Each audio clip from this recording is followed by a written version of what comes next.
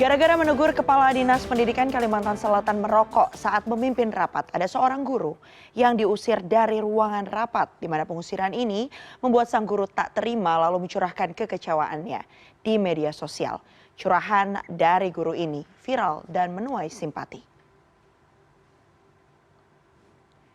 Unggahan ini merupakan bentuk protes dari Amalia Wahyuni usai diusir dari ruangan rapat koordinasi guru Yang terhormat di salah satu hotel berbintang di Banjarmasin.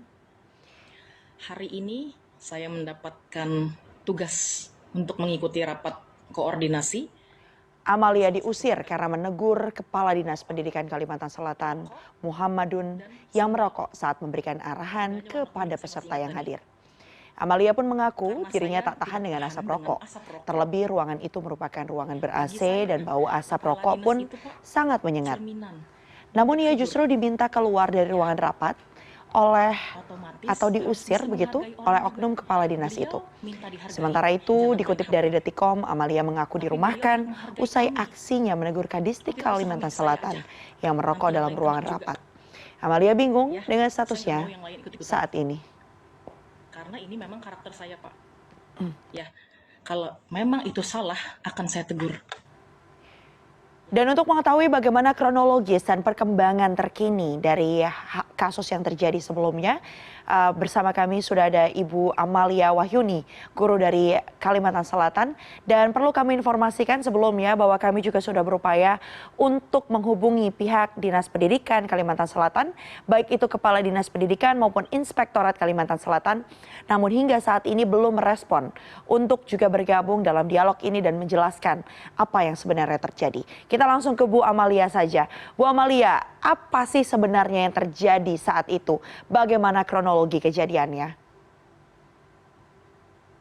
Baik, pada saat itu saya diberikan tugas. Ya. Sebenarnya saya menggantikan saat itu. Dari guru BK, dari sekolah saya meminta tolong untuk meminta gantikan. Karena beliau memiliki kesibukan yang lain di hari yang sama juga. Pada saat itu kami diberi tugas 3 hari untuk rapat koordinasi tersebut. Dan sebelum masalah itu terjadi, semua berjalan lancar-lancar saja. Kemudian pada saat sebelum beliau masuk, panitia mengatakan jangan ada yang memainkan HP pada saat beliau berbicara di depan, memberikan materi. Dan beliau tidak segan-segan akan menegur di hadapan orang banyak ketika ada yang bermain HP di depan beliau. Jadi saya berpikir seperti ini, wah ini pasti beliau ini orang yang berdedikasi tinggi terhadap jabatan, kemudian orang yang berwibawa, orang yang bisa menghargai satu sama lain. Kemudian beliau masuk ruangan dengan sendal, kemudian merokok. Seketika persepsi saya itu berubah jadinya. Beliau naik mimbar, merokok, dan yang sangat saya sayangkan lagi adalah panitia menyediakan asbak rokok di sana. Yang artinya panitia itu sudah tahu bahwa atasannya itu sering merokok di dalam ruangan. Baik. Ya kan itu berarti sengaja sudah menyediakan asbak rokok. Kemudian pada saat di mimbar, beliau mematikan rokok, beliau turun dari mimbar untuk berinteraksi dengan peserta.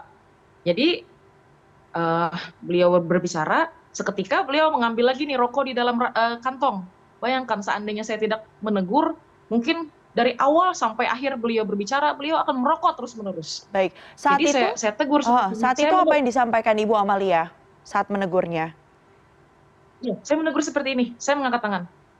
Ketika beliau mau menyalakan rokok, beliau gini, permisi Pak, saya bilang. Kalau dari bahasa Banjar Bu ya, Iya. maaf Pak, mohon maaf Pak, ulun kada tahan mencium asap rokok. Itu agak Melayu saya itu. Baik. Pak, ulun kada tahan Pak mencium asap rokok. Ketika saya mengangkat tangan pun beliau sudah seperti ini. Apa? Seperti itu. Ya, harusnya kalaunya orang benar-benar tahu di sopan santun Bu ya, apa? Seperti itu. Jangan apa. Kan? Kemudian, wah saya bilang, Pak, mohon maaf, benar ulun Pak kada tahan mencium asap rokok. Bila ikem, mohon maaf saya pakai bahasa Banjar ya. Tidak apa Ibu. Mohon maaf mohon maaf Pak ya, ulun kada tahan mencium asap rokok. bila Ikam kada tahan mencium asap rokok, Ikam yang keluar. Oke. Bayangkan, status saya di sana sebagai peserta, Baik. sebagai orang yang ingin belajar. Baik. Ya kan, Senin sampai Rabu itu semua materi. Artinya yang disampaikan tadi bila Ikam tidak tahan, artinya keluar saja. Itu artinya bisa saya artikan mungkin kalau memang Ibu tidak tahan dengan asap rokok, silakan keluar saja. Begitu ya, Bu? Oke, baik. Artinya setelah Sedangkan ada... Perda, sedangkan Perda kan ada. Ya. Sebelum ada masalah itu Perda sudah ada, Mbak. Perda sudah ada. Harusnya kan yang lebih saya sayangkan lagi, semua peserta di sana seperti tidak mempermasalahkan. Berarti kalau sebagai logika, secara logika, Mbak ya, yang mentaati peraturan di ruangan itu saya saja, Mbak. Yang bisa menghargai orang satu sama lain saya aja, Mbak. Seperti itu. Baik. Yang sangat disayangkan mereka. Setelah dari kejadian tersebut, setelah statement dikeluarkan oleh Kepala Dinas, apa kemudian langkah yang Anda lakukan? Dan informasi yang kami dapatkan, saat ini Anda berstatus nonaktif begitu ya, Bu? Atau dirumahkan? Iya, dirumahkan. Bagaimana prosesnya?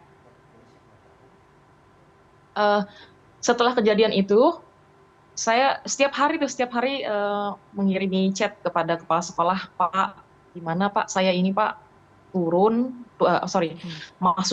masuk kerja atau tidak. Untuk sementara Ibu Amalia dirumahkan saja dulu, mungkin disuruh menenangkan diri, mungkin Bu ya, saya tidak tahu jelasnya apa. Setiap hari itu saya menanyakan kepada beliau, Pak, saya turun nggak hari ini? Masih seperti itu jawabannya. Hari ini saya bakal nanya lagi ke beliau, Pak, besok saya turun apa tidak? Baik, artinya usai kejadian tersebut, ini pihak kepala sekolah ya yang menyatakan kepada Ibu untuk dirumahkan dulu. Kata-katanya atau suratnya itu seperti apa, Bu, isinya? Tidak ada surat, dari chat aja. Seperti apa kata-katanya, Bu? Sebentar Bu ya. Baik, mungkin boleh disampaikan secara umum, ya? Secara umum, Ibu Amalia, seperti apa kemudian respon yang disampaikan? Bentar Bu ya, saya buka.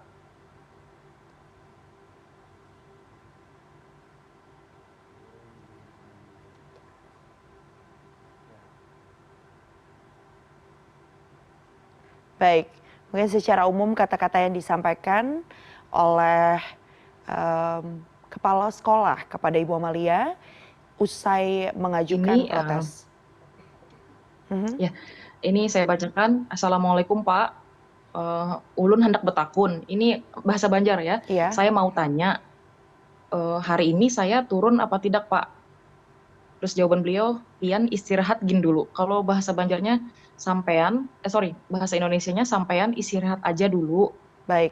Tenangkan dulu. Nah, kemudian besoknya saya tanya lagi, Pak, saya turun apa tidak hari ini, Pak? Saya tanya lagi nih, pian saya istirahatkan sampai batas waktu tertentu, trims, seperti itu. Baik, artinya sudah ada... Ada saya tanya lagi. Ya. Assalamualaikum, Pak, keputusan sampean ke saya gimana, Pak? Saya turun apa tidak, Pak, besok? Baik. Jujur, Pak, saya ragu. Di satu sisi saya masih sebagai guru di sana. Kalau saya tidak masuk kerja, saya tidak enak dengan guru-guru yang lain. Baik. Nanti dibilang bolos kerja gitu.